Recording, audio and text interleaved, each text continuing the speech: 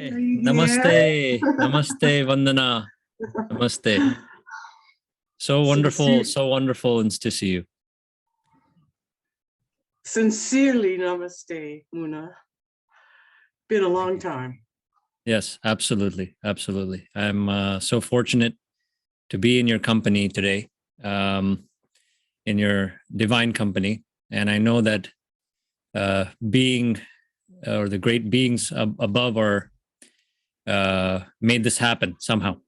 And they're like this. Let's see what's going to happen. Right. Well, I see the beautiful Lakshmi Narayan behind you.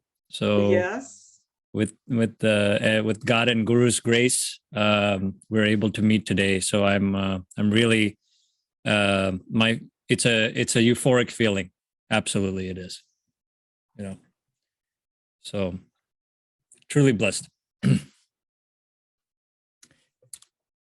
So to our viewers today who are joining us, who will be watching this, I just want to say this is an absolute divine pleasure and honor for me to be speaking with Swami Vandana Jyothi, who is our special guest today, who I will be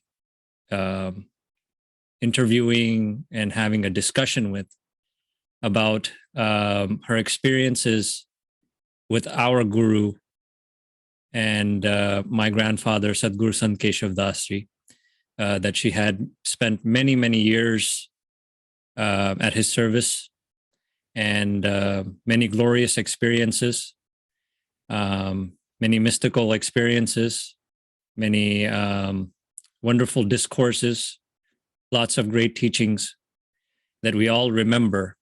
And but we're fortunate, thanks to Vandana and her service, that we are able to have access to so many of Guruji's teachings that we otherwise may not have had,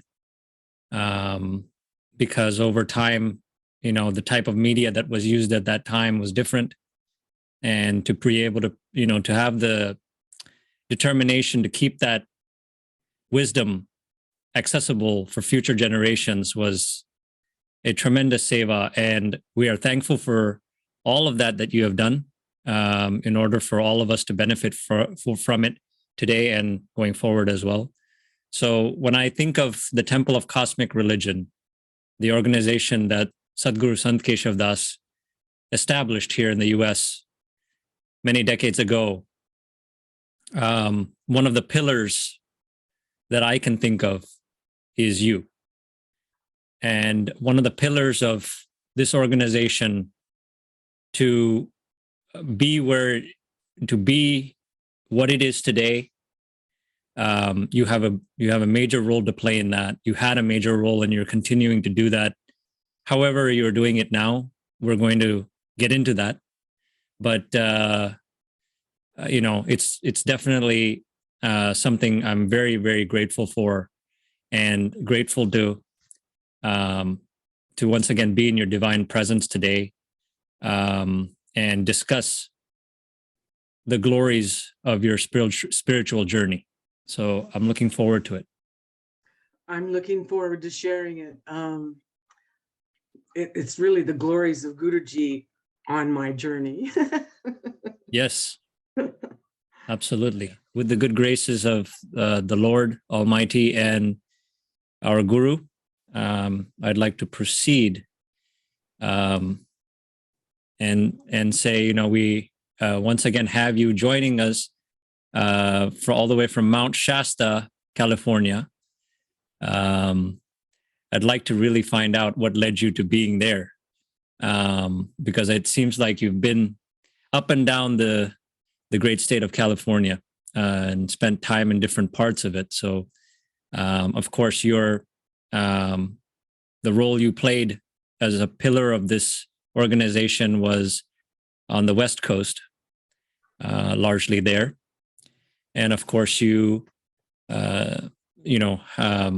spent some time in India, going to some of the pilgrimages and the holy sites with Guruji, and also being in the Vishwa Shanti ashrama in Bangalore, and having some very what do you call? There were a lot of great occasions for which Yes. we were there. We were there, present Yes. there, and I think a lot of our meetings were in India actually. Really? Yeah, come to think of it, I may have met you more in India than I did in the States. But that's what everybody was drawn there like a magnet because of Guruji. So He did us all a great service by taking us on pilgrimage. It was a total reset for a Westerner to go there, So. right. So okay, there we go. So Vandana, I'd like to begin by asking you, a lot of different, many a time we have beings that meet that are fortunate, when they meet their guru. It's often a reliever of distress, pain, and they find their solace, so to speak, in the guru that they meet, and they come to know that either gradually or instantly. But before you met the guru, what was life like? I kind of want to know. This may be like it's like another lifetime. You have to go back, jog your memory, and think about. But what was life like when you were a child and growing up, and whatever you can share with us, that you feel comfortable sharing.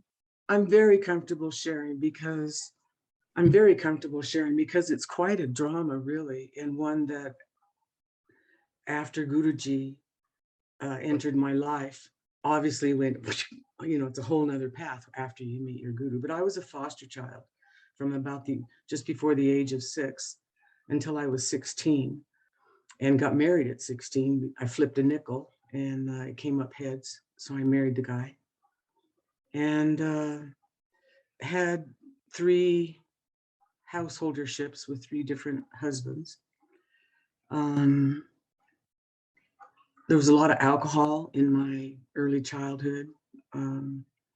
So there was a lot of this childhood trauma stuff that went on. When I was about 21 or 22, I was already married, had 2 kids. I was very depressed, ready to commit suicide. Had the knife out on the table and was looking at it, a nice French chef knife there. And looked at it, I started laughing because I realized it would take way more courage to live this life than to end it. That was an actual realization, and I started laughing. I'd always considered myself rather heroic. I didn't read comic books. I read World War II novels back in the day, extolling courage and virtue and, So I put the knife down and I went and sat in a rocking chair I had and started affirming over and over again, I and my Father are one. My Father's peace is my peace. And I did that for about 20 minutes. And then I went to bed. My husband hadn't been home yet. He did get home, got into the bed. And we'd been having marital problems as well. And I started again to say, I and my Father are. And that's as far as I got.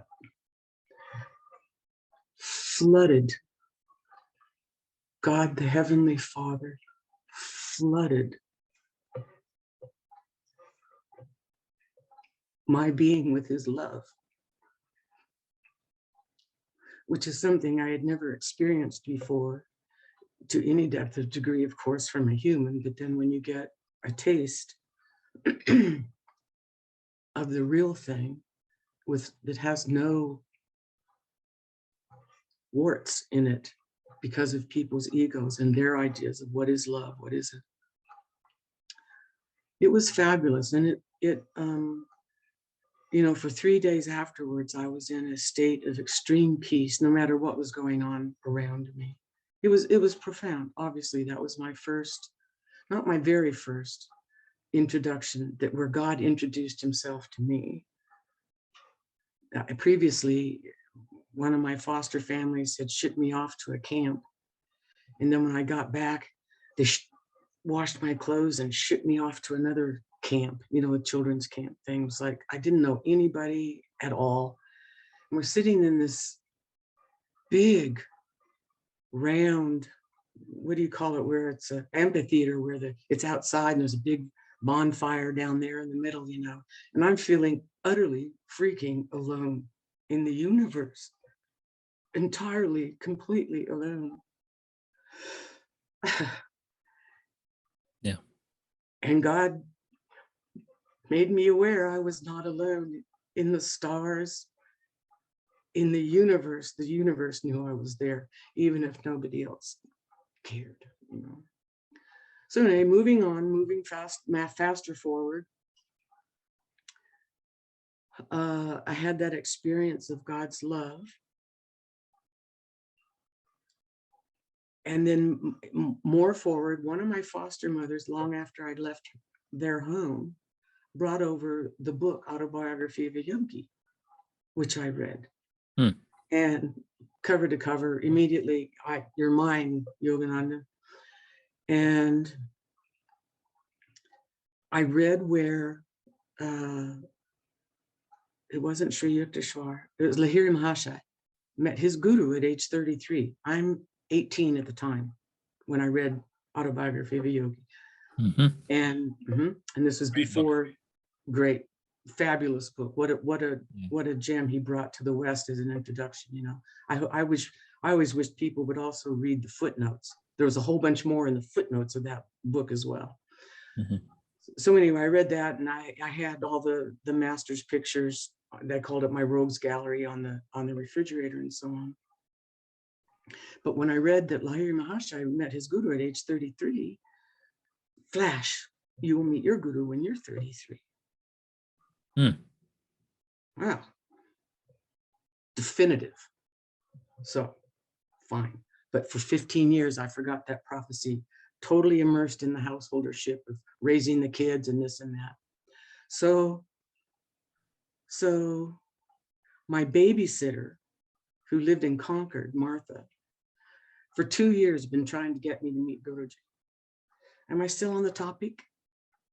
Yes, yes. Good. Had been trying to get me to meet Guruji for 2 years. Because that's what I was going to ask you next is, you know, describe to us what was the experience of meeting Guruji physically for the first time, and what happened, and how did you feel at that instant? And was there a calling, so to speak? Did you get some premonition or something beforehand that you were gonna, you know, and you kind of answered that by what you said when you read that book. So that one, but I still hadn't remembered that prophecy.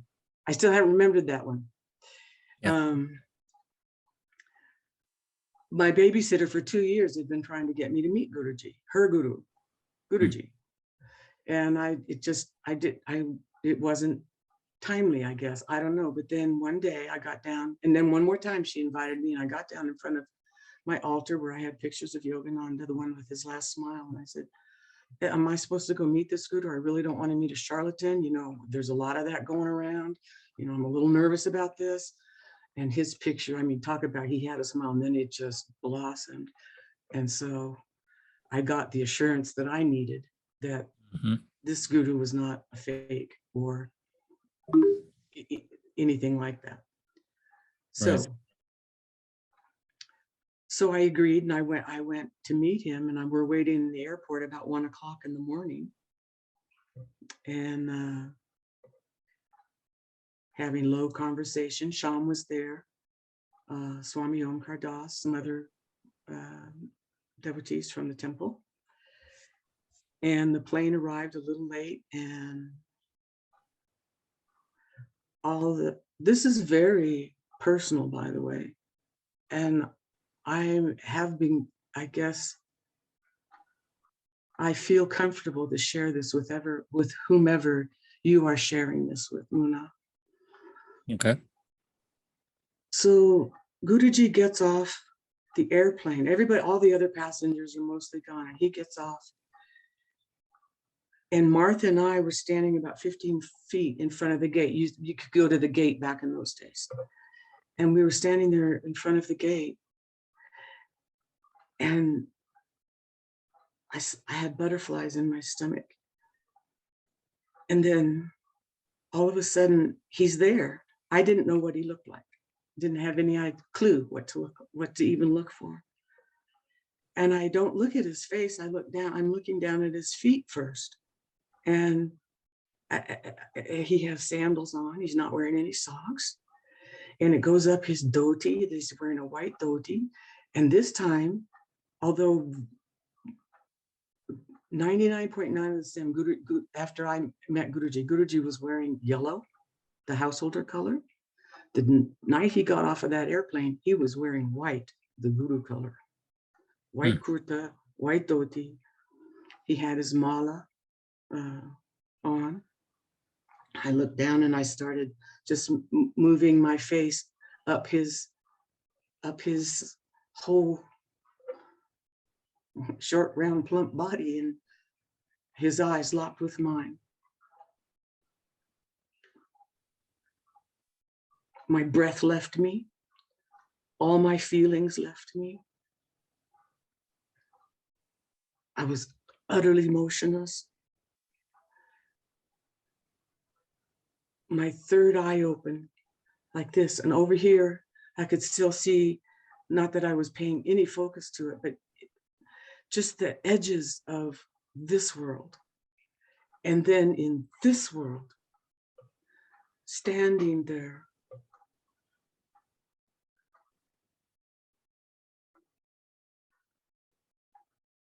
a shining being, Lord of the universe, Heavenly Father, Lord Panduranga, shining like the sun shines. Rays streaming off of him. And next to him, there's this little blonde-haired girl, and he has his hand over her head. She's little. Mm-hmm. And I had a rush of realization that God has everything under his control in this universe, no matter what it looks like. It was, and peace, oh my God.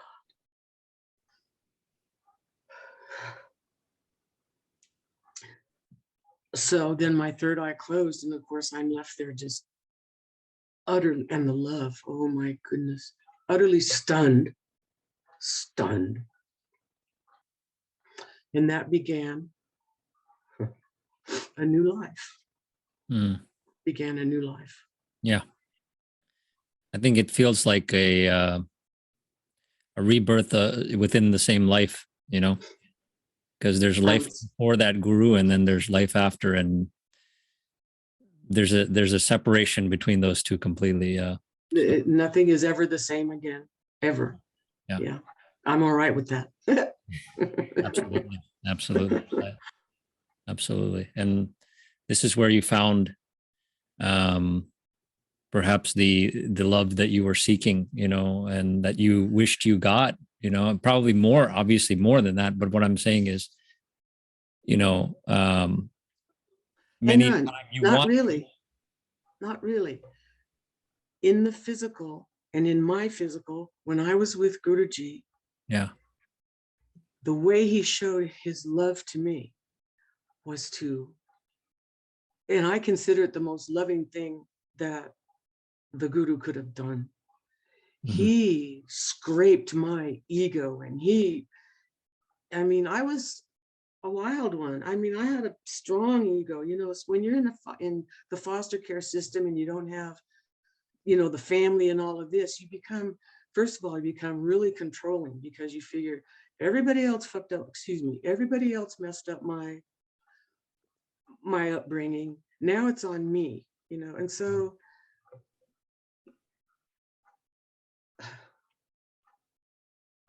it made me hard.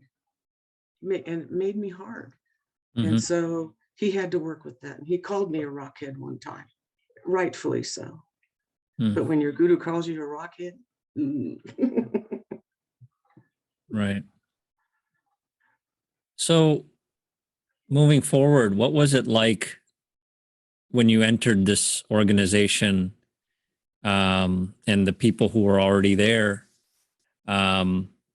Sort of like, what was it?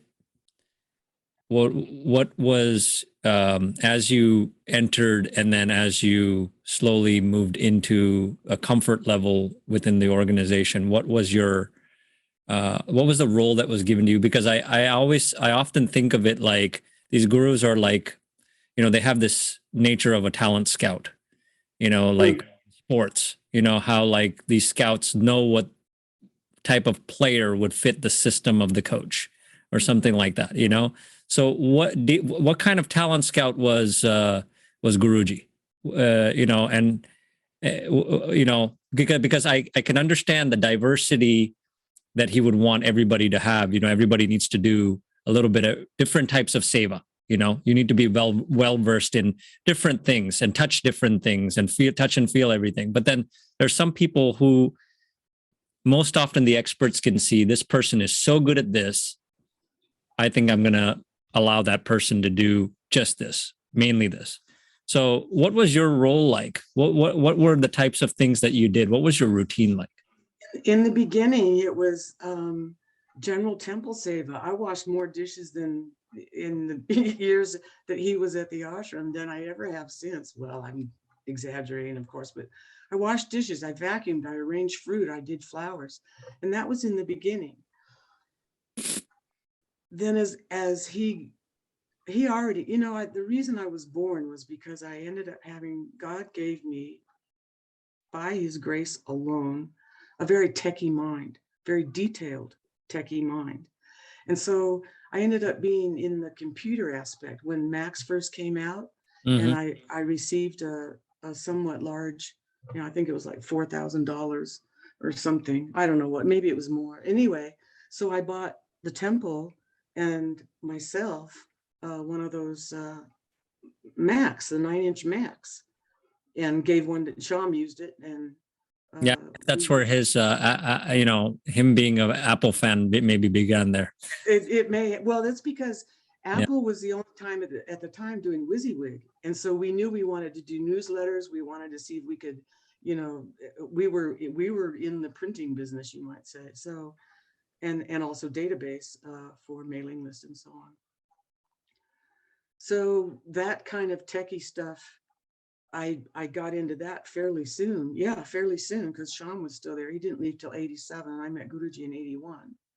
So, and I think the Macs came out in 84 or 85, something like that. So that was what I was doing a lot as well.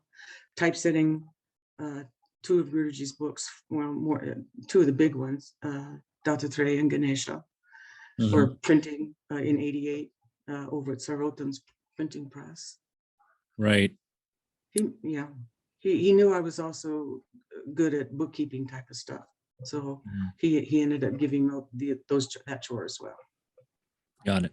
Taking care of the bills and so on after Sham left. I see. He made me a director. Sham left as a director of the Temple of Cosmic Religion, and Guruji made me take that place. I see. This might, I'm not sure quite how to word this, but I'll equate it to something similar to what I said about the talent scout. And I'll say, when you go to the gym and you're like going to have you look forward to working out and you already know what the routine is going to be, right? There's a coached session and that I'm going to do these 10 exercises today.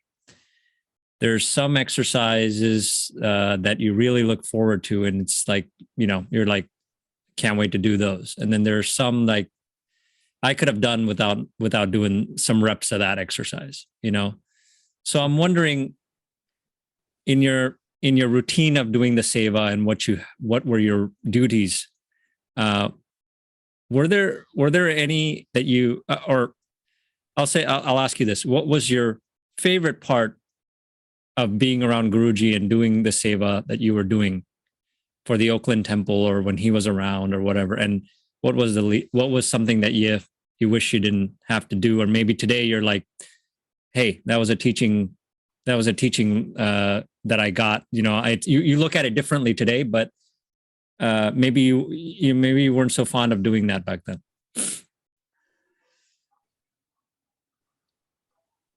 That's so funny that you ask it that way, because I'm really seriously trying to recall, was there any of that seva that grated on me?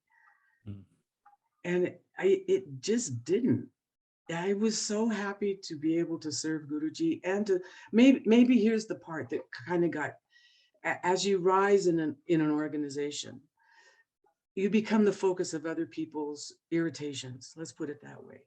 And so having people go off on you, that's not fun. That's not the fun part of the seva, but you do it because that's your duty, and for me, it was all about duty. So, and I hold duties almost sacred. I don't hold, I'm up for it. Yeah. I wish I had more now. Yeah.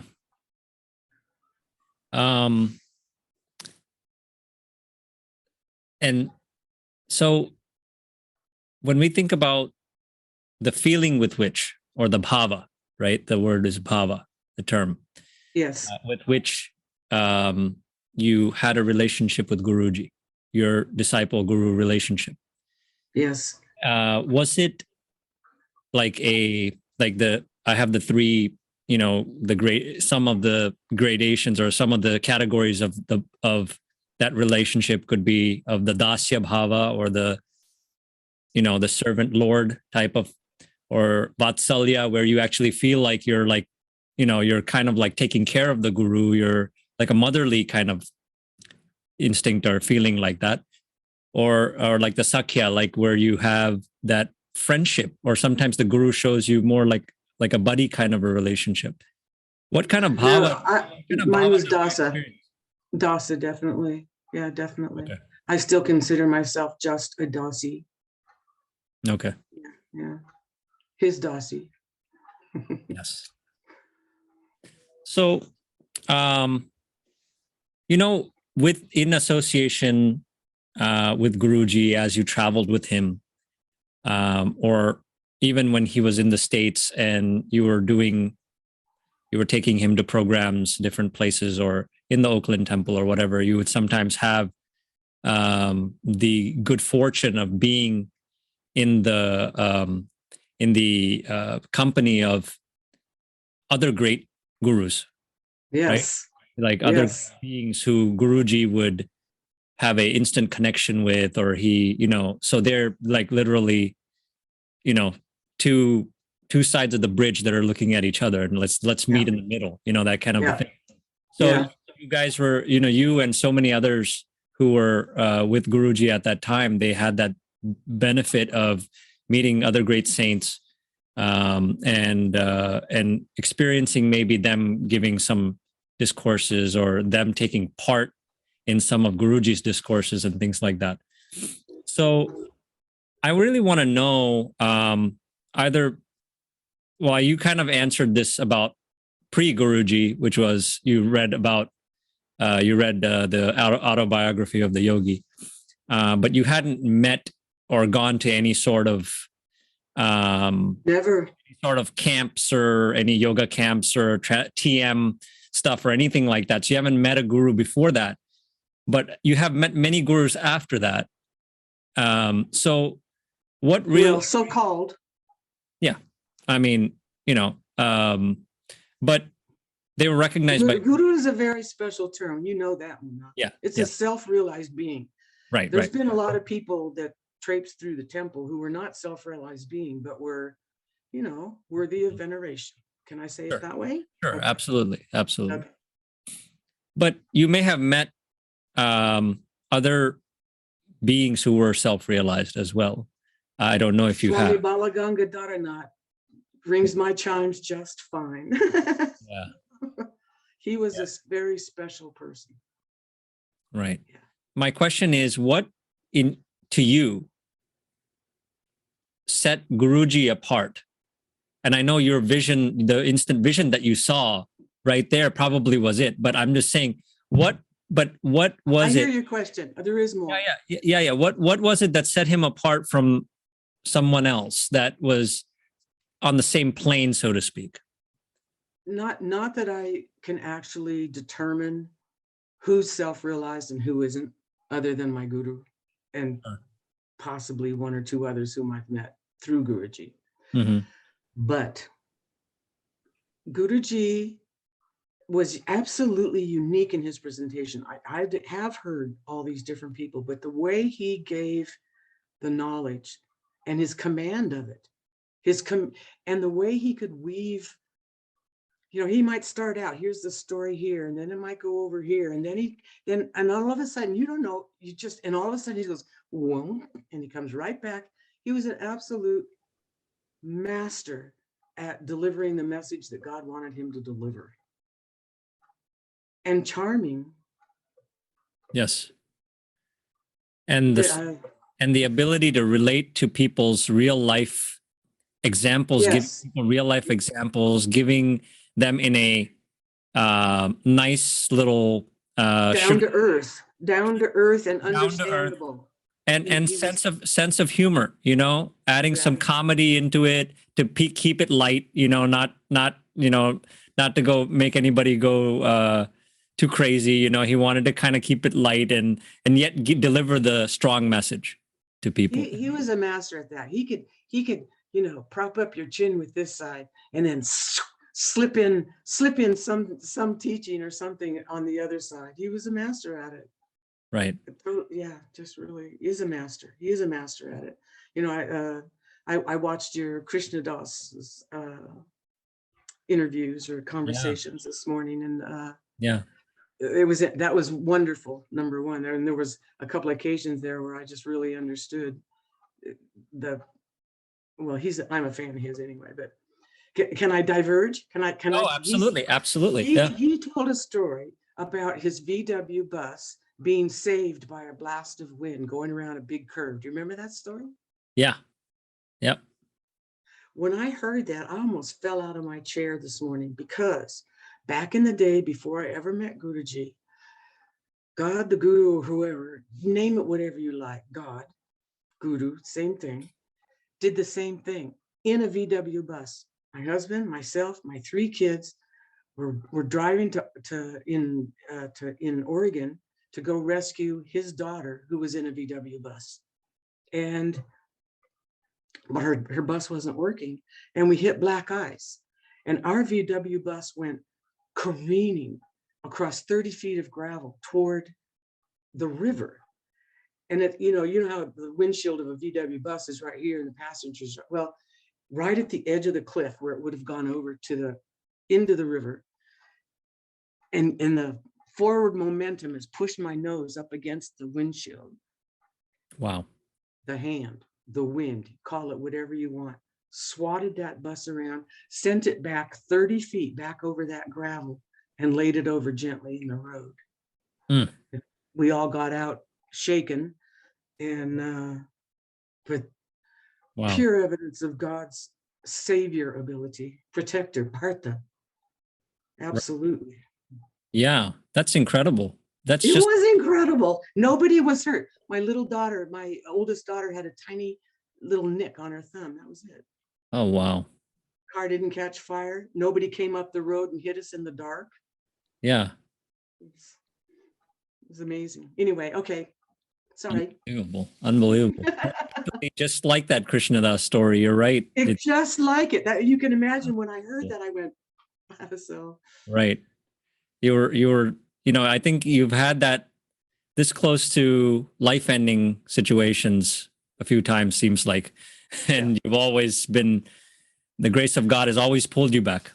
Always. And because I had a job to do, for me, the purpose of my life here, other than enduring my prarabdha, the karma, was to do this digitizing and the saving of Guruji's works. That's why I was born. Yeah, I've heard. Aren't I lucky? Very, very fortunate. I got to listen to everything more than once. And now I listen to it, anyway, go ahead. Yeah, you're when you ask me, aren't I lucky? I mean, what I was thinking about this, leading up to this was how sometimes I wish I could trade places with somebody like you, because, and I say that because you had that good fortune of being at an age with a mind perhaps ready for, the teachings, because I was his grandson, and probably myself and Kavita were the ones who were old enough to know him or know about him or know what he does. But we didn't quite grasp it, at the time. Obviously, we were very young, and we had a different relationship with him, and the way he used to, the way he was with us was just like a normal, grandfather. When it was off stage, it was a regular guy, who just loved to have fun like a kid, and that was our relationship. That was my relationship. And I realized he was talking about God, but I didn't value it. I didn't pull the teachings in. I didn't mean that much to me at that time, as it does now, and I wish I had the opportunity to spend more time with him, and like a disciple like you, being just sitting there when, on the floor when he's doing his programs and all that stuff, and being able to enjoy the divinity in that music, in those teachings, and take it in, the way you guys had that opportunity to do the yatras with him. I wish I could, for that reason, because I know I'm, in his lineage in one sense, but in another sense, I wish I had that opportunity like you did to learn from him, directly from him. Directly. That's the word, because all you're talking about is you miss getting to be around the light bulb. Right. But you're absolutely in the light. Yes. So, and in Guruji one time in one of these satsangs in LA, and the Guru will be with you after he's gone, the face, the form, gone forever. And it was his thing, don't get attached to the form. But what he forgot was that, he put himself in photos. That is this is as much a murti to me as that 35-foot Panduranga Murti. This Murti smiles, it talks, it communicates. It's always in front of me. Yeah. And then there's one behind me as well. So yes. But I'm teasing that he forgot. He didn't forget anything, because even when he gave me the big picture of, this is a little one, there was a hesitation. This was on the first night, right after the vision. And we finally got to go upstairs, Martha and I, and he loaded me up. He gave me some apple, oranges, banana. He gave me a mala. And then and a coin, 1 paisa. And there's a story about that too. Remind me to tell you about the paisa. And then he had this photo, and everything else he just went like this, threw it at me. Okay, but the photo he went like this and held it back. And then he went flash. Instantly, I just almost imperceptible nodded. It was definitely a communication between him and me. Martha had no idea that happened. And then he handed over the photo. And, that was 1981. And there it is behind me. Yeah. Well, like Karunama in your Mahasamadhi roundtable. Yes. Karunama was saying how she still had the piece of paper that he wrote her first spiritual name on. Yes. I can relate. Yeah. I can absolutely relate. I do too. Yeah. Was it that same first day when you received the name, or no? Okay. No. Guruji back in the day was giving what the other people were calling interviews, and you could have a private one-on-one interview with him, and that's when he gave me both a mission and my name. I see. You told us about a miracle that occurred where your life was saved from that bus, that situation there where you almost fell off the cliff, but it didn't happen. Thank God for that. But what were some miracles that you experienced around Guruji? There were so many, Muna, but I kind of knew you might ask this Something question. that comes to mind, something that really right now. I can tell you right now, on my 39th birthday, Rajeshwari made a cake, a big institutional sized cake, okay, and lined it with 40 candles.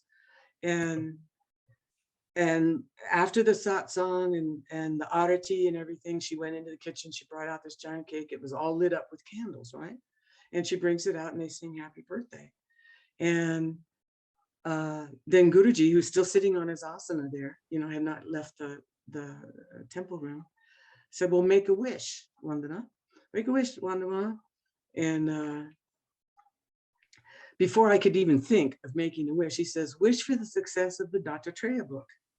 So here's Raja standing in front of me with this sheet cake, okay, all on fire with these candles. And I said, I just went like this, the Indian yes, which took me a while to learn that is not no. And I took in a breath. But before I could exhale, all of the candles, all at once, the ability to burn was gone. They all went out at once. That was, that you call it a miracle. It's a thing of siddhi, which siddhis are not supernatural. They're natural. We're just lucky that most human beings don't have access to them. Yeah. In my mind. But anyway, he did that. And what was interesting is that everybody in the room except two people or a couple of people who had always wanted Guruji to display his powers, their back was turned. They didn't see it. Dr. Barry was one of those. He missed seeing that. Oh. Wow. All the burning power was withdrawn from the candles, gone. Yeah. I think the ones who, that may have been by design too, people who missed it. Maybe they weren't quite deserving. It was because it was because Bear, that was who Dr. Barry was. Bear had always been asking Guruji, show me your siddhis, show me your siddhis. Well, gurus don't do that, not real ones. It's like, tempt me, devil, So it's not an on-demand thing you can just get when you're asking, right? You shouldn't demand of your guru that at all. That's like demanding proof of his status, which is, that's ridiculous. But also it's definitely an ego thing. And so he did not get his wish granted, but he only got it granted vicariously because everybody else in the room was oohing and awing and gasping. And he did turn around to see that all the candles are gone, but he didn't see them. He didn't catch the action when it happened. No. And it's like, and my, I'm just looking at that whole entire cake and every single candle. I didn't breathe out. Yeah. I'm still holding my breath. Yeah, it reminds me of that commercial where everybody's on that boat cruise and they're waiting for the dolphin to jump out.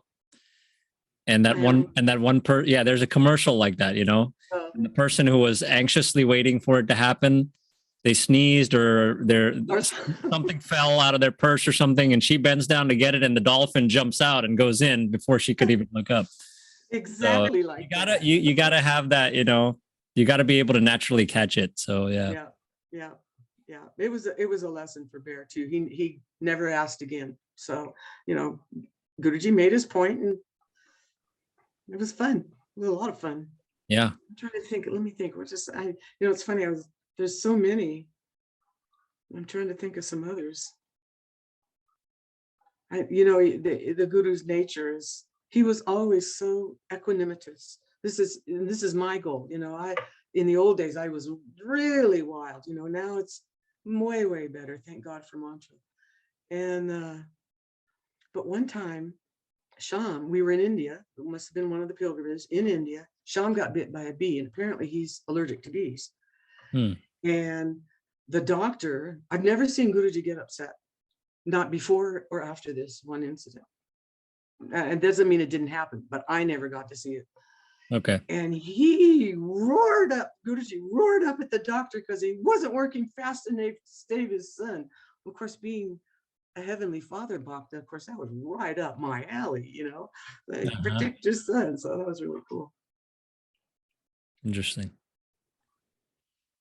So, of course, after so many years of being around Guruji, I think it was, 16 years? Mm-hmm. 16 years, I believe, that you, because I was also born in 81. So your years of service, yes, to his physical, exactly, you know, and my age were about the same. And so what was it like for you when you know, you heard of his passing, and what went through your mind? How long did it take you to lose that attachment to the form? Because, you know, if you since you heard the Krishnadas conversation, he also went through that period of being in the dumps. big difference. I In the appreciate dumps. you bringing that up. Yeah. Big difference between my experience and Krishnadas's. In some manner or other, sadly, he lost that connection for a while with his guru. I never have. Mm-hmm. I didn't even cry when he died. I feel him today. He comes in, well, first he does many things, but some of the most beautiful are these little feathery touches in my heart that just make me just, oh, thank you so much. Just little touches. I'm here. And then when I need really good advice, you know, he's there as well. So, but I never lost that. So I never even cried when he died. It was just shocking. Yeah. I knew that it was coming.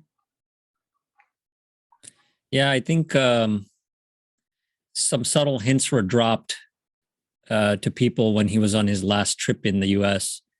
My parents recall their, you know, whatever he said to them, and some other disciples, you know, probably remember something.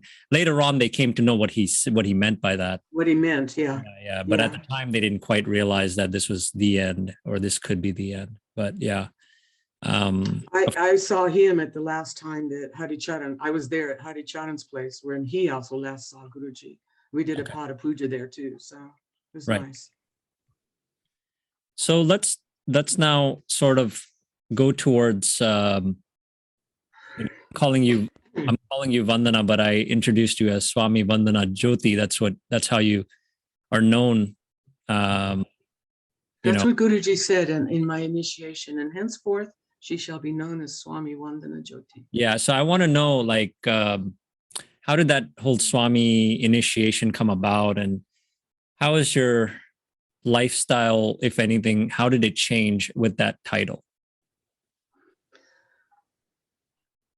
It's probably less a title than a state of consciousness that he imparted that day. He said he was giving me mental sannyas. And when was this, if you can recall? When was it? 1994. 94. August 1. Mm-hmm. Okay. That was the holy day of Lord Shiva at that point. And he gave me that initiation in a wooden boat on the Ganga at Kashi Benares. Oh, wow. Yeah. Total wow. Yeah. But I had been wanting to be, I had wanted that initiation for some years before he gave it to me. And when I finally didn't care whether I got it, that was the year he said, so do you want to be initiated? So, and I said, yes. And I brought you couldn't find any wood for some reason. I just found some little twig. You know how you're supposed to bring this offering to the Guru and so on. So I found some twigs and some flowers and got some fruit and offered it to him. And he gave me that initiation. It was afterwards, walking up the steps of the God, that, wow, it was an incredible feeling. That it was just like detachment. It was great. Yeah, it was great. A cow started to come down. So I still had ego. The cow came down and I was gonna, somehow my ego got involved in saluting this cow. So this cow goes and just bangs me in the head. Wow. And I went, okay, sorry. Yeah. Anytime you can get a chance to have your ego effaced, just grin and bear it. Go for it. Yeah. Yeah. So, Guruji's used to refer to the six enemies that we all have, sort of coming in and out of us at all times. It's whack-a-mole, Muna. It's a game of whack-a-mole. He used to say, You smack down jealousy and greed will pop up. Oh, right. Smack down greed and here comes lust. What the hey? Yeah, yeah. Who wrote this script? Yeah, really. Go ahead. Sorry, I interrupted. Yeah, yeah. So, I mean, how do you feel about, like, do you feel like you've got a good control over those six enemies? Or do they still come to you in some, in some amount, some levels? Yes, they do. Yeah. It's an ongoing It process. is, and I don't know how people without a mantra can get through it.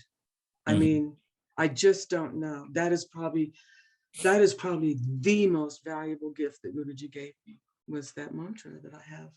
Probably the most valuable. Yeah. Yeah, yeah. Yeah. And that's what I use to slaughter these things, or try and slaughter them. Again, it's like, there's a lot of prarabdha karma that comes up. I don't know if these six enemies, the demons, are part of that, or like, is this new business, or it doesn't feel like new business. It feels like I'm working with old stuff. Yeah. Yeah. I want to write a movie. In fact, I want to write a movie where those six guys are, yeah. See if I get that done. Yeah. The six evil demons, right? Yeah. Of the mind. Yeah, yeah. Havoc wreaking. Yeah. I wanted to ask you about this because I heard another great realized master, I believe, whose name was Jagat Guru Kripalu Maharaj. His name is Jagat Guru Kripalu Maharaj. He comes from a tradition where he's read, obviously he's a knower of the scriptures, and he, similar to Guruji, I have seen, because he speaks in Hindi. That's why I wouldn't necessarily send you a video of his, because right. You won't be able to enjoy it because he's not speaking in English. But there are some subtitled videos of his. But where he speaks about, where he's telling the audience who is listening to his satsang, where he's telling them that most people who want to elevate themselves from being, you want to get into the spiritual path, and you're meditating, or you're just chanting the names of God with your mouth, and you're doing all these actions with, when you're doing the pujas, you're chanting the mantras that the priest tells you to chant, and you're doing all these things with your hand and your body, and you're closing your eyes and doing all this stuff, but then you're not thinking about God, or you're not thinking about the mantra you're chanting. You're not concentrating on anything. You're thinking about worldly things, and that doesn't help. So he said, just chanting the name alone is not going to help. what I recommend to you folks is when you're meditating or when you're closing your eyes, think of God in whatever form that you love him, right? Whatever form, doesn't matter. Whatever form that you love him in, and be creative with it. Yes. Put a diamond necklace on him if you want to. Put a fedora cap on him if you want to. But doesn't matter, because God is happy to wear those things for you and bless you in that form. But essentially, the Rup Dhyan is what he was saying. That's the term, Rup Dhyan. So the form of God is what you should be thinking in your mind, because for people who cannot focus their mind on anything, they should at least have the image of God that they love. And he said, like I said, pick any image, be creative with it, or you can have it like a slideshow where different images of God are coming and going, but you should have that Rup Dhyan. Otherwise, it's going to be very difficult for you to meditate. I think that's why God created, they say in the universe, there's 4 mirrors, the 4 darpanas.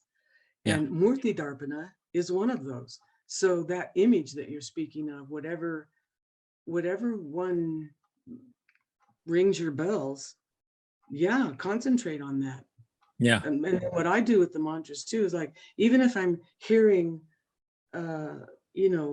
mundane music, I mean, not rap or metal or, the chaos, not that, but, as I'll even sing in the melody of that song, but I'll be singing my mantra under my breath with it, Right. This kind of mindfulness where you just keep it there, Mm-hmm.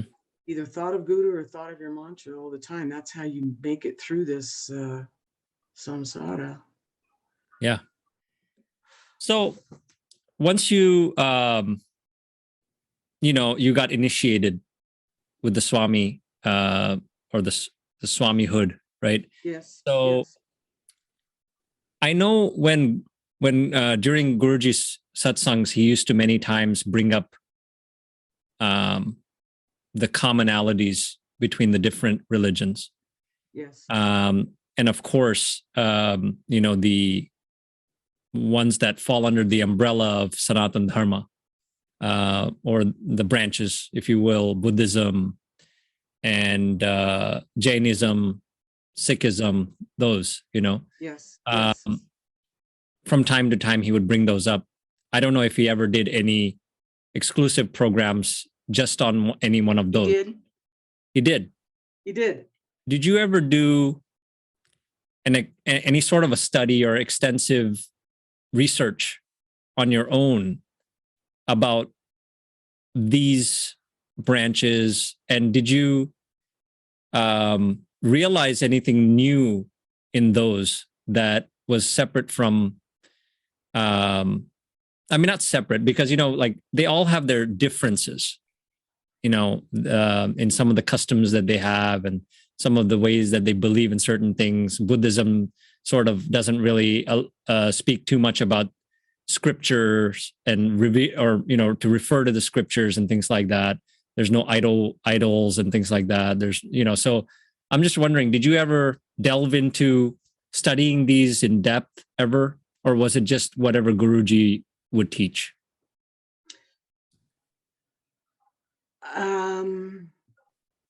No, in depth, no. Mm-hmm. I did, before I met Guruji, my impulses were toward God, a God life anyway. Okay. So I was an Episcopalian, and that was, my Episcopalianness was more bhakti than jnana, say. So the only way I can put this to you and not sound like just a reprobate that I don't do any research is, after I met Guruji, all my questions were answered. I have no more questions.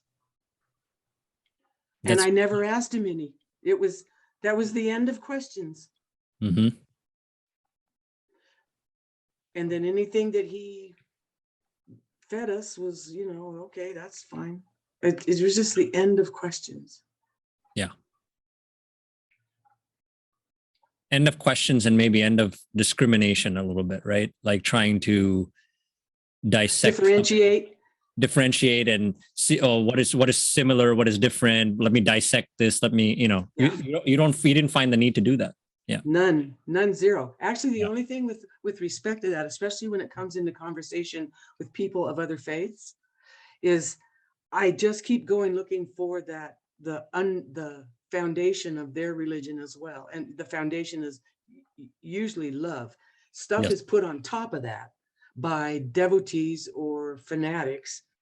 But Yes. the bottom line is the root of all religion is God's love. So, and I try and see that, find that. Yeah. Yeah. So wonderful.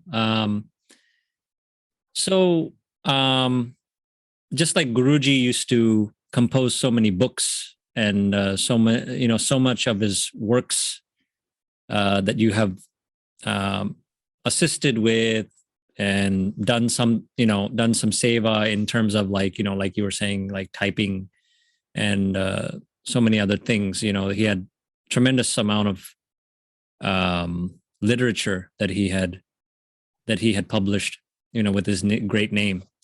Yeah. I'm wondering if you can tell about some of the works that you authored or compiled with his grace.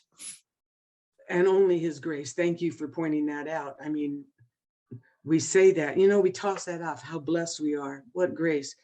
But oh, it's so true. It's just so true.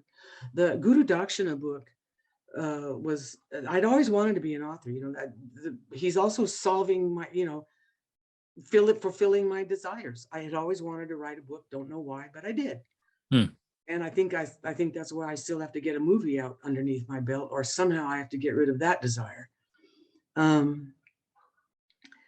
But that particular book, there's a very little bit about me, kind of just as an introduction. How you have to go from the human to the divine. So kind of an introduction of me, very little. And then mostly Guru Dakshina is a compendium of the teachings of Guruji.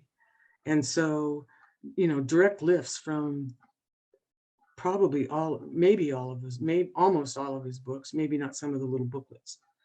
And so woven in there are, stories and when he speaks about siddhis, that's when I bring up, hey, by the way, this is what happened with the birthday cake, like that. So that book, Guru Dakshina. The second larger book is Guru Jyoti, and those are email correspondence that I've had with different devotees, and it's back and forth, and some of it gets very profound, very, very profound. I've had communication with some wonderful bhaktas, especially Vasundhara. Yeah. When you get when you get around someone who loves God so much, even if they're confused, even if they're,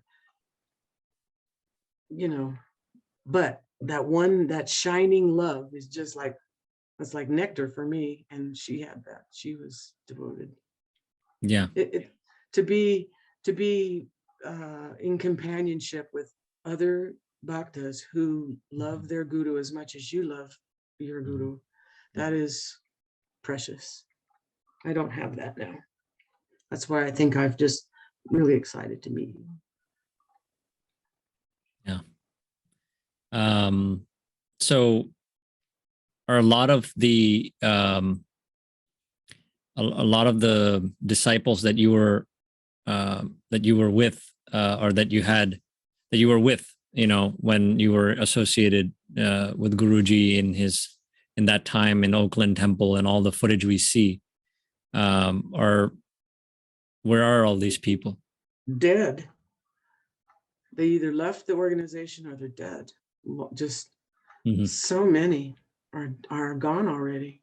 Darshan, the flute player, Yeah, I wanted to ask you about that. It's so funny you mentioned that, because when you were talking about it just now, when you were just telling me, answering the question, I was thinking about the flute player, and I was like, well, what was his name? His name was Darshan. Yeah, such a beautiful, I enjoyed the way he would just play the flute along with Guruji, and you could hear that when they would stop playing and the harmonium would stop and the tabla would stop and the flute would be almost the last thing to stop. But it was just so beautiful the way he was playing it, Yeah. Yeah. He was also a pujari, and so he played his flute and he did puja, and Hmm. that's what he did in his life. Who are you really close to in that group of people that you had a very strong association with, close friendship with, if you can name them?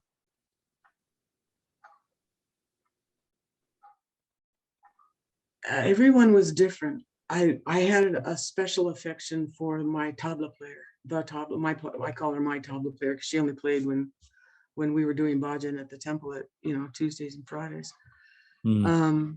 Kasturi, and I would very occasionally go to her home, not very often, but I didn't really have. Trying to think, did I?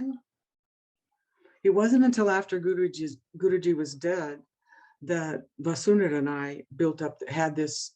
Well, we'd always had it. We were sisters. We were sisters in some life, and even Guruji said that. Mm. So the love I had for her was huge. Yeah. Huge. And huge. I don't remember. I don't know if I've ever met her, but I don't remember what she looks like. Do you have a picture that you could send me? She's not alive anymore. She had we corresponded for like 2 years, and that's in that second book. She's the last one of my email correspondences. And we corresponded for like 2 years back and forth. And she had trouble. She was an alcoholic, and she just fought that demon crazy. She fought it a lot.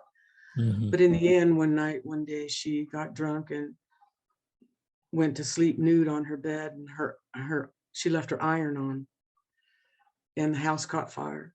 Oh, good.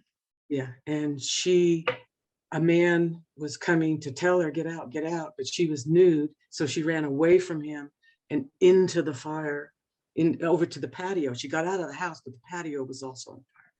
Ran into the patio and caught fire, and 85% of her body was burnt. Oh, And awful. I tried to contact her again, on email, day 1, day 2, day 3, nothing. Yeah. Finally called her yoga studio partner, had her phone number changed over, and I found out, and went to the hospital and sang bhajan, and they pulled life support the next day, and she left. Broke my heart. At the end of my book, at the end of that book, Guru Jyoti, it says, when my mother died, I did not cry. When my father died, I did not cry. When my guru died, I did not cry. But oh, how I wailed for Vasundhara. And I did. Down by the lingam, I just bawled, which is probably just, description of how attached I was to her. Yeah. How sad, and, unfortunate, I think of her to this day. Yeah. She was a genuine bhakta. Just, anyway. Yeah. But I wonder, we see such a gathering of people in these satsangs. And I'm wondering, did you guys have a camaraderie? Like, you may not have been best friends with them, but did you have a family-like life with each other? I would say no, although there was like certain people would come as a couple, so they were there. Yeah. And it could be I'm just describing my own experience where I didn't get close to, very close to anybody. It wasn't that we were unfriendly. For instance, in fact, Bear, the doctor, he was great fun. And Guruji, when we'd go on pilgrimage, he knew Barry and I were fun, and he would make us prance and snort and neigh like horses, both of us.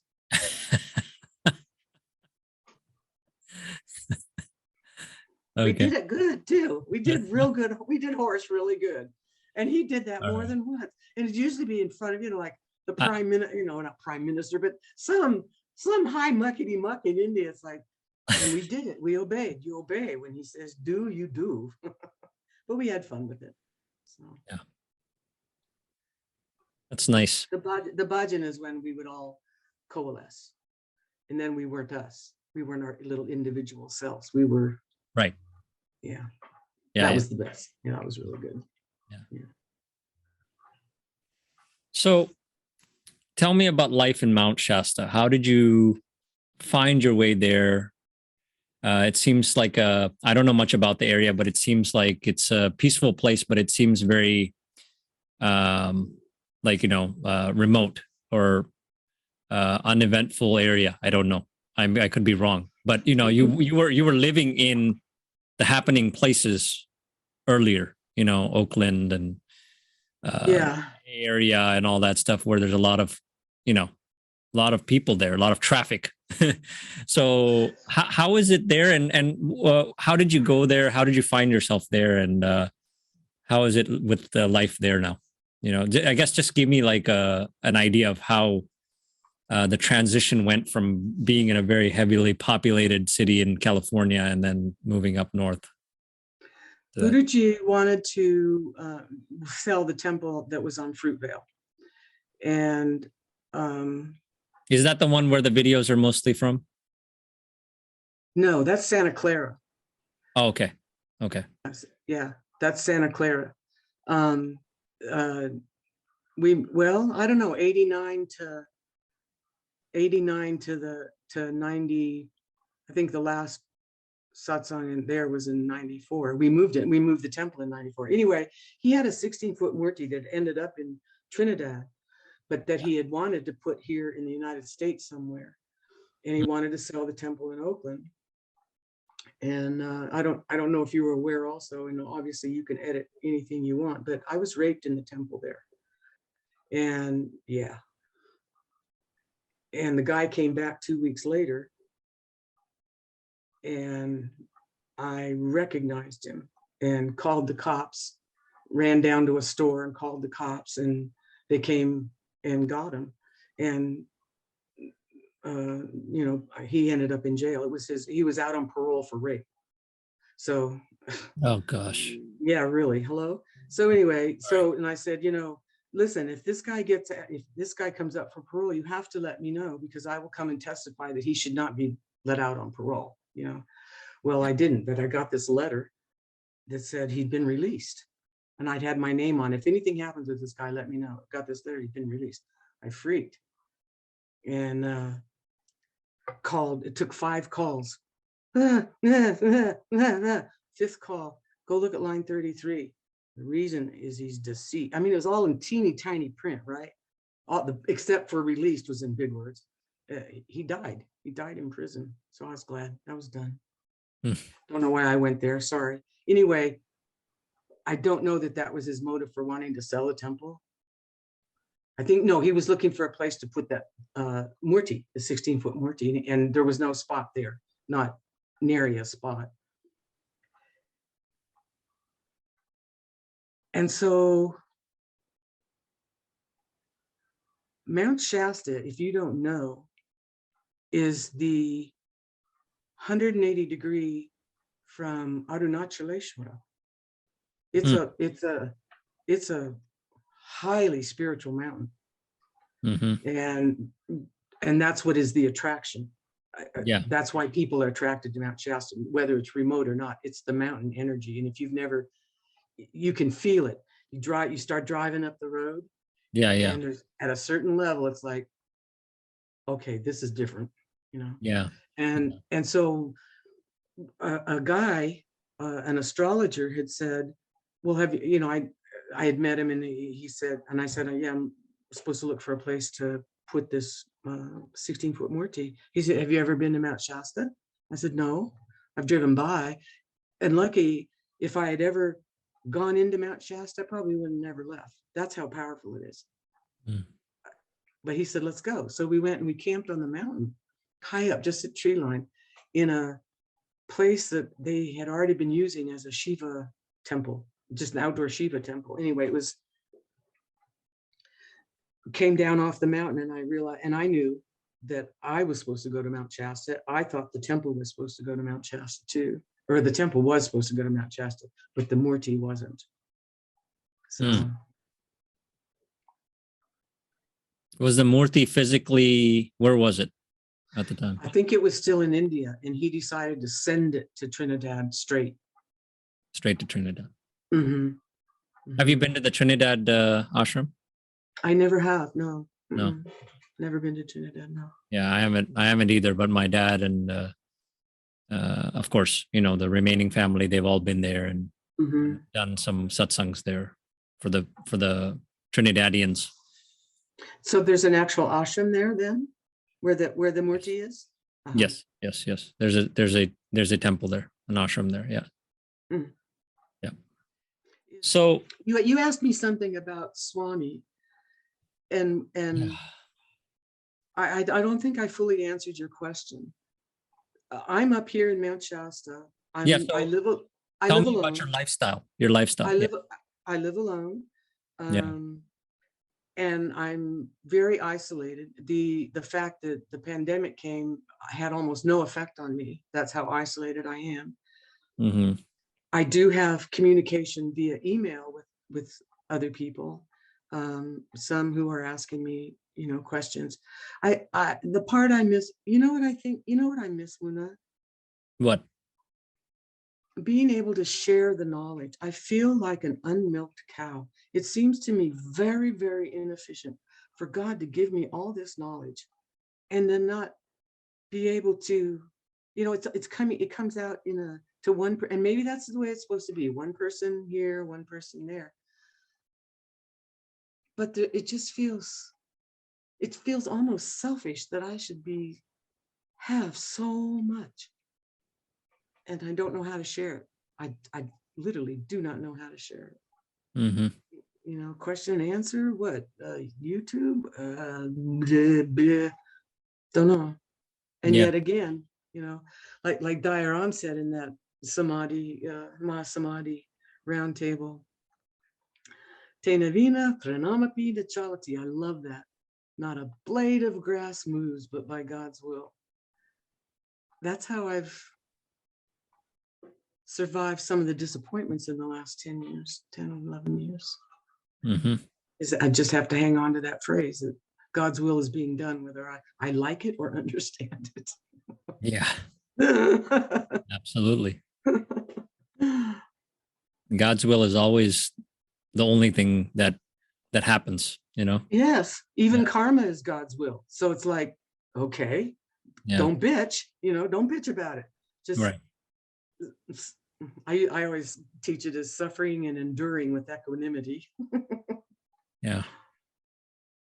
Yep.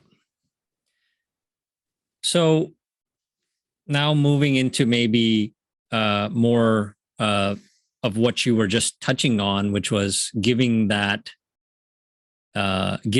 people the wisdom, you know, what you have learned and the storehouse that maybe you have you want to give it to people, and that's a great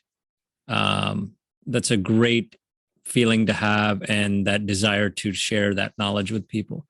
So in that same context, or in that same token, what I want to ask you is, you know, you were fortunate to meet a realized master, right? A guru, a true guru. Many people who want to seek the spiritual path, they are hard to find. The true gurus are hard to find. The seekers may be there, but the right type of guru may not be there. But you know, a Guruji used to say that, you know, without the guru's initiation, or without the guru, you know, guiding you or giving you the grace, you know, God basically giving you the grace through the guru and elevating you and being able for you to experience God's grace and some of the amazing things that you can't even explain, right? Like, how is one to get there when they may not have that good fortune of meeting? And, you know, we say anytime we have this human body, right? Like, we've evolved through the 8.4 million species of being, and we've earned this human body. And when you come to know through by reading the Bhagavad Gita or whatever, that, don't waste this lifetime. Don't waste this human lifetime, because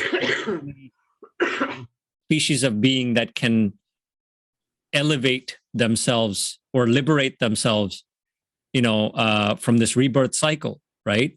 So, but not everybody has that good fortune in their destiny to meet that guru. So people may be discouraged to do any spirituality, or they may feel like, oh, I can't get there on my own. So what's the use? So I'm just wondering, how does one stick to the spiritual path and stick to that determination that I want to elevate myself when there's no physical guru that they've met? That's a good question, Muna. And the first and foremost, to even get onto the path, you have to have a minimum amount of faith. Yes. To get onto that ladder. Right. And that faith is the one that should tell you, if and when I am to meet a guru in the physical presence, in the physical, God will make sure that I do. In the meantime, what is my job? What is my duty to prepare for that? Yeah.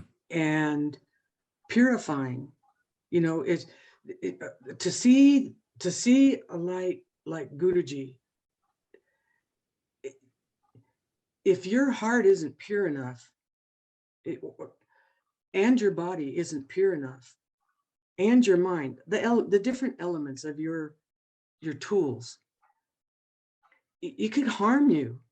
It's like Guruji is a 300-watt light, and if your light bulb, your own body, is only a 25-watt bulb, 300 watts into 25 watts is just going to create, well, it'll probably kill it. Yeah.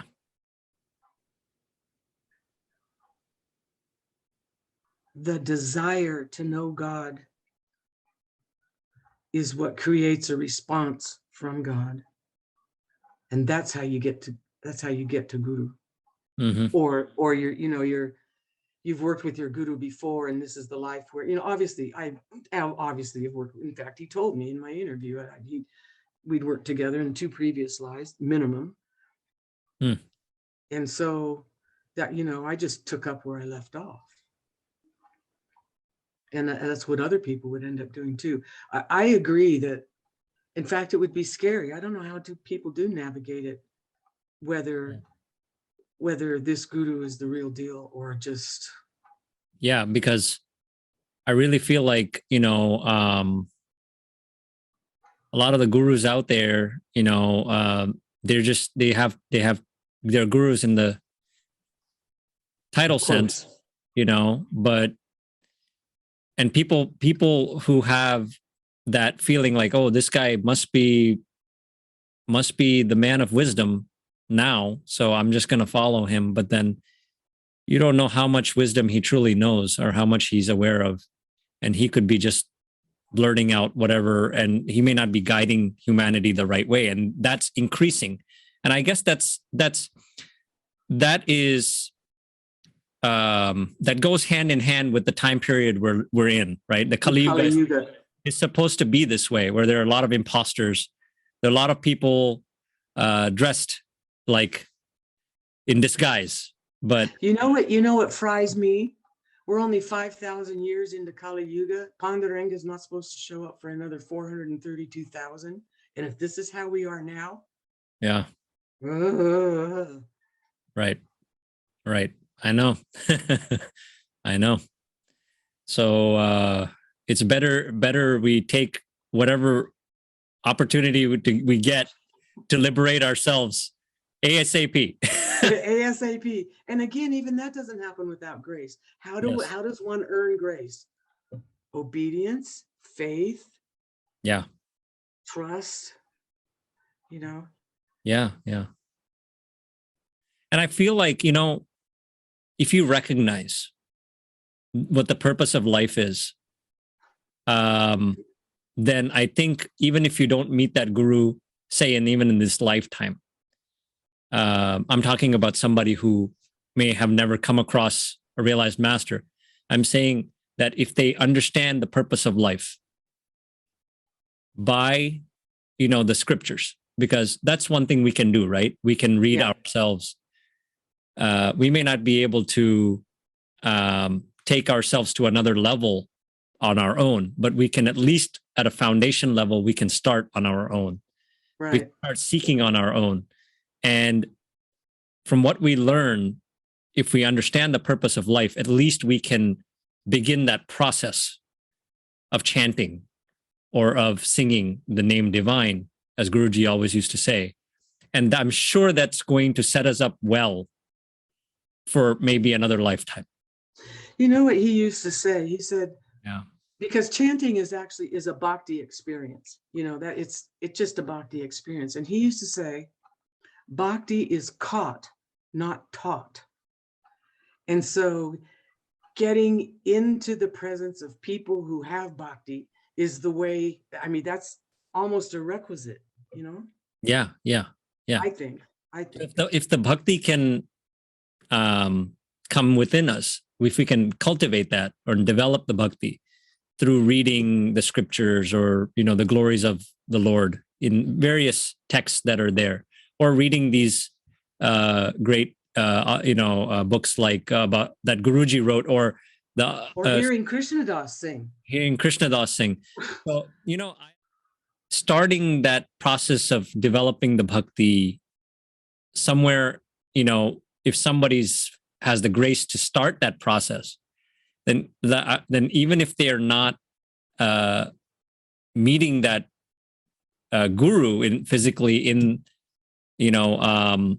this lifetime, maybe we're setting ourselves up for something really great in a future, in the very next lifetime, because we also know that we can go backwards in this evolution, and that's the scary part, is that, where our attachments lie, where our thoughts lie at the time when we're about to depart this world, as Guruji used to say, will really decide where our soul is going to go, what body it's going to go into next.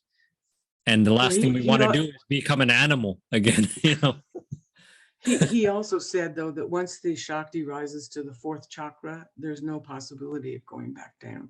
But most people live in the first and second. And if you make a leap into number 3, which is for power, he says, once you get to fourth, you're relatively safe. And so I cling to that. But I don't want to come back. Yeah, I know. No, nobody should want to. But there are those that do. There are those that just think this is the cat's meow. It's funny though that the Buddhists call it Dukhalaya. Guruji called it Dukhalaya, the abode of misery. Yeah. Why do we expect anything different? Yeah. This is Dukhalaya. It is the abode of misery. Right. My whole sadhana is trying to stay in equanimity. Yeah. Receiving all that input of Maya. Yeah. Right. I mean, I think the problem is that some people who think that this is the be all end all, the material world and its pleasures. Most often there's so many people who just don't, who haven't had any exposure, or maybe they haven't had any recommendation, or maybe they don't believe, it's just, it's a belief thing at the end of the day, right? And evolution, it's spiritual evolution, and everybody's at a different spot, and you can't judge that. It's easy to say, oh, well, you should feel that, you should be on the spiritual path. You should, all the you shoulds, just forget the you shoulds. Everybody is in their own basket, moving toward their destiny. That's what I'm wondering, is like that kind of leads me into what I was going to ask you next, which was, if you feel like you're a spiritual seeker, wherever you are on your path, doesn't matter. But how is it that you interact with people who are more into the world, more into its pleasures, and they don't want to, they're not seeing anything that you're seeing. They're not inquiring about anything that you're seeing.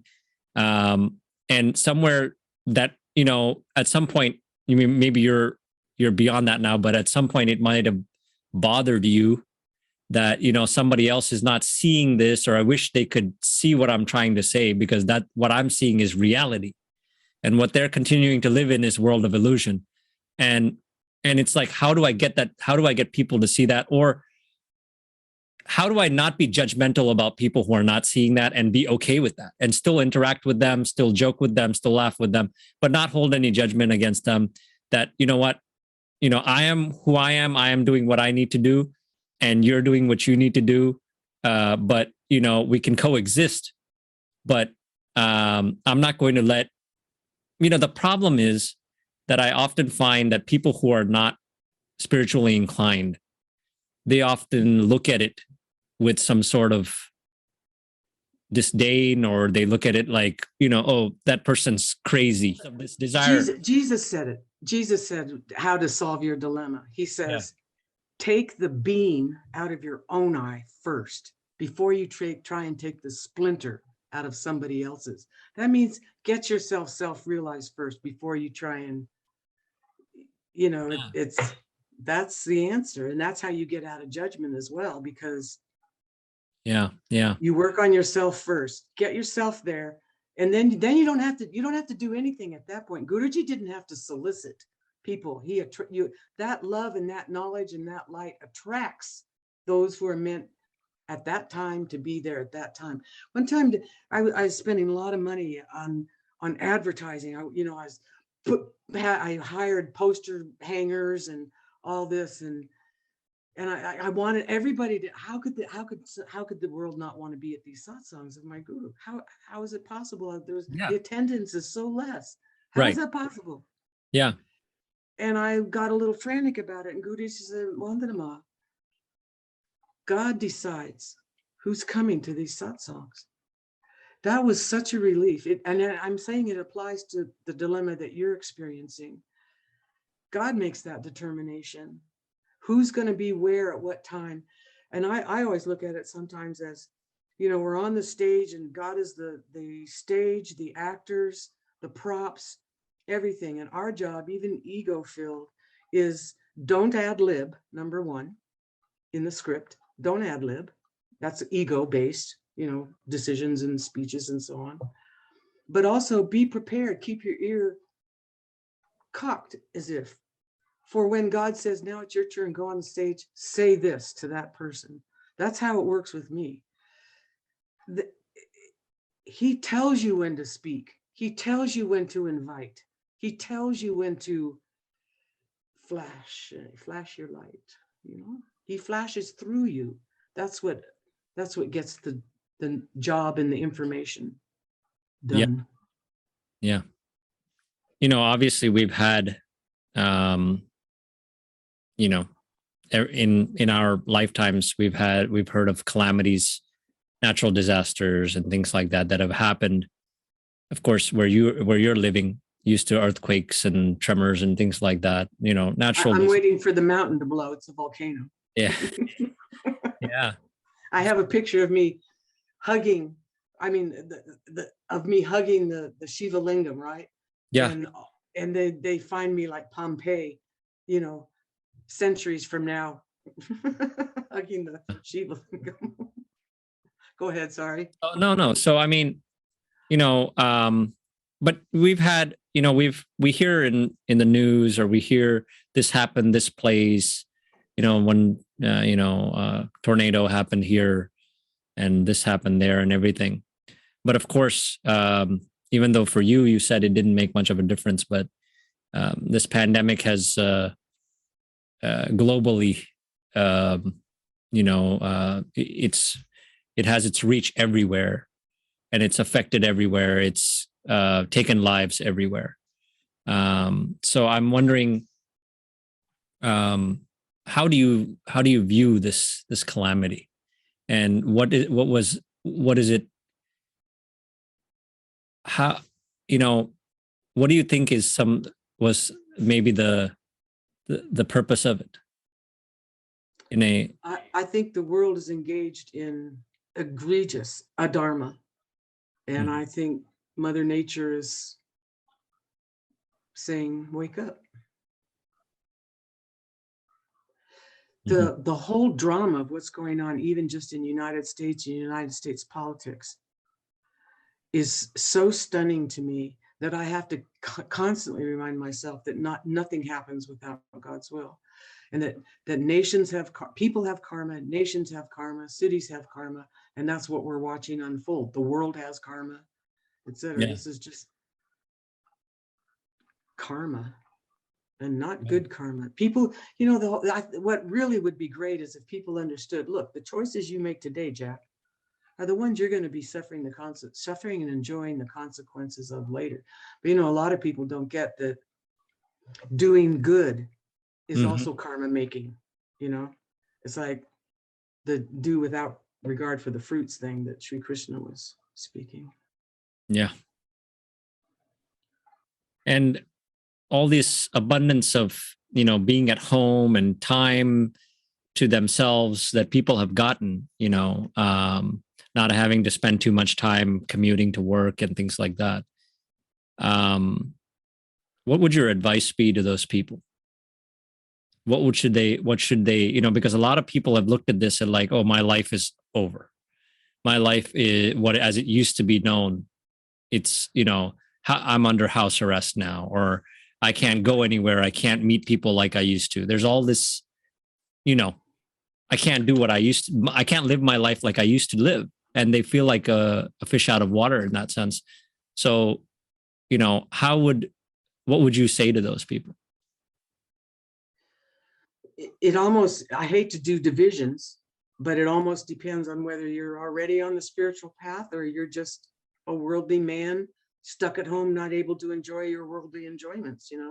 Yeah. In either case, any time that God has granted you residence inside a body should be used to advance your spiritual path. I'm on your spiritual journey. That's my belief. Yeah. So, but that's not what's going to happen. The people that are bored at home are just because they're at home doesn't mean they will automatically take advantage of the time that God has given them through this pandemic. Right. But I would recommend that they do that. If nothing else, at least research your innards. Yeah. Look at your tools, see if Yeah. any of them need sharpening and cleaning up, and Yeah. but that won't happen. We know that. So personally, I'm attributing so much just to the demon Lobha, who is running amok in the world. The greed is just greed for money and greed for power. Yeah. Ah, Yeah. Yeah. I know. Absolutely. Um, so I think I'd like to, um, in conclusion, ask you, um, when you pray daily, what do you pray for? If you can, more, if you can more disclose that, devotion, more devotion, more more and devotion, more, more more and more devotion to devotion. the Almighty. Yeah. And that's what I was hoping you would say, because I recently heard um, another pravachan uh, from another guru that where he gave an example of Indra when Lord Vishnu had come to Indra and he was very pleased with him, with the way I guess he was handling his business. Maybe it was just a test also, because I think he said that he brought Lakshmi along and said, okay, let's I'm going to show you something funny, you know, and they go to Indraloka and they ask Indra, they tell Indra, Lord of the universe, you're here. To what do I owe your presence? And he said, I'm very pleased with how you've been handling your business. So I'd like to grant you a boon. So Indra then says, oh, in that case, I'll, if you can give me uh, the most beautiful woman that can ever exist in the world. Uh-oh. Uh-oh, he's asking for Lakshmi. No, yeah, right. But he's like, can you give me the most beautiful woman ever, right? So then, obviously, God through his Maya creates a line of women and says, pick one, because he's already got so many, but he's like, I want the next best one, so I want more of the same, right? And I guess the first one in line is who he goes with, and that's Urvashi, one of the celestial dancers that he has in his court. And then he goes to Brihaspati, who's his guru of the demigods, and he says, and he introduces Urvashi to him, and says, "Look who I just got, and to add to my collection." And he's like, "Who is she?" And he says that Lord Vishnu was so merciful. He came to me and asked me, for, and told me, ask me for a boon and I'll grant it. And this is what I asked for. And he's like, are you nuts? The almighty world of the universe came to you and said, I'm pleased with you. And this is what you asked for? You're making me look bad. You're making the guru look bad. You're making the guru look bad. You should have asked for liberation or for whatever. He would have, because even those demigods are replaced. Yeah. I didn't know that until I started to get more into reading this, but I didn't know that we all could be Indra at some point. Well, not only that, apparently sometimes Indra gets jealous. Oh yeah, and that the Guruji was saying that they get, these various devas get jealous, right? If there's a devotee down on the earth who, because they think they're wanting, whenever I see them, I don't want your throne. Yeah, adios, Jack. So there's all this. It's interesting to think about it, but a material person here is, we're looking down sometimes upon them. Of if you're on the spiritual path, you'll say, why are you asking for more of the same, more of the samsara? Why are you asking for more samsara when you could be asking God for something else, for something higher that you should be, for, because you want to get liberated, right? But they don't think in those senses. They don't even know that there may be a concept of liberation. And they're asking for more and more of the same of what they already have. Or, some people which still doesn't make them happy. That's the thing that I feel. Make them happy. Over and over again, you're getting that, and you still aren't happy. What? Hello? Yeah. Disconnect.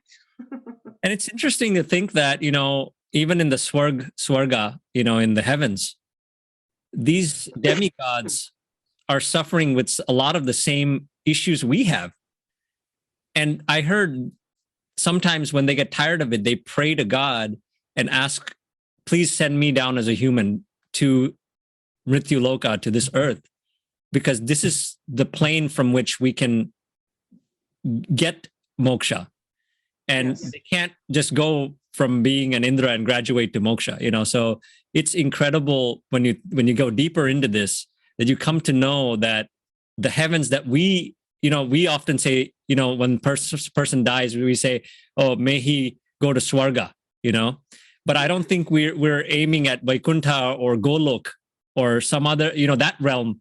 We're talking about Swarga, where Indra is residing. Let's go enjoy their pleasures over there. But what we don't realize is that they're suffering from a lot of the same emotional problems and the same things. But the only difference is they don't have disease there. They don't have bodies like we do, right? They don't have those kind of things, but they still are suffering with the same 6 enemies. Yes, exactly. Yeah. Which keeps you away from liberation, right? Totally. Yeah. So and supposedly we're not supposed to ask for liberation either. Yeah, exactly. He says you coalesce all your desires into one, and then you let that one go as well. Yes. I definitely, I'm working on that, letting that desire go, the one for liberation. Yeah. And I've gotten closer to not having that desire, but unfortunately, the flip side of that, of not wanting to be here, that's still in a fairly strong state. I think part of it's because of my health, though. Having body consciousness and too much body consciousness, pain and stuff like that. when Guru Krishna Das was speaking about Ram Das and how much pain and misery he went through. Oh my God, do I have to go through that? I end up yelling at God, and I don't feel bad about that or even confessing it, because I love him as well. I have a very dynamic, personal relationship with God and his spouse. Yeah. So they hear me. I'm an American, I swear. Right. But it's amazing, because I think as human beings, we're so we're not living in the moment, but the circumstances that we're faced with in the moment, we're trying to find solutions to those things that's what we do to pray to God. We pray to God and we do these pujas and we do all these other things. That's what one of the gurus was saying, actually. I really loved this thing. He's like, we put our body to work when it comes to, like, we're putting our senses and our body, we're doing the puja, right? But mentally, like I was telling you earlier, mentally we're somewhere else. Right. But what we should be doing is do the worldly things, go to work, take care of your family, do what you need to do, but your mind has to be in God. We're doing the reverse. We often find ourselves doing the reverse thing. Yeah. All our lives, mostly, like to a certain point. And until we hear that often enough, and we're like, you know what, I think I need to reverse what I'm doing here, and it's so true. This path really opens your eyes and sheds so many layers of ignorance that we have. And it's so needed. It's so needed, and I'm so glad that I have this bug in me. And I hope that it grows. I hope that it grows and really takes over. Tatastu. Thank you. It will be so. Thank you. I think I've reached the end here. So end of my inquiries with you, at least for now. For now. I hope there will be more opportunities to glean more wisdom from you. Anytime, Muna, anytime. That I'm glad that it feels good that I have someone like you to share Guru love with, the respect, yes. I don't know if you call it Guru Behen. I know they call it Guru Bai. Do they call it Guru Behen? Do they use that word? They might. I don't know. Yeah. I don't know, but I'm using it. Yeah. I'm your Guru Behen. There you are. Yes, you are. You are. Absolutely. So for us to be in this conversation today, the stars aligned and God's grace was there, and it just happened, and I'm just so thrilled about it. Just so thrilled about it. I am too, Muna. I'm very, for things said and unsaid, that I'm very grateful that you're my Guru. Bye. Yeah.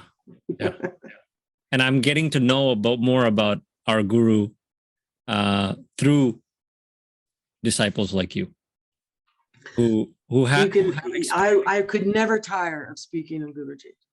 Never. Yeah. I don't think I can get tired of listening about it. Like I said, I'm hopeful that in the future we'll connect up again, whether it's in this way or whether it's through the various means of communication that we have these days.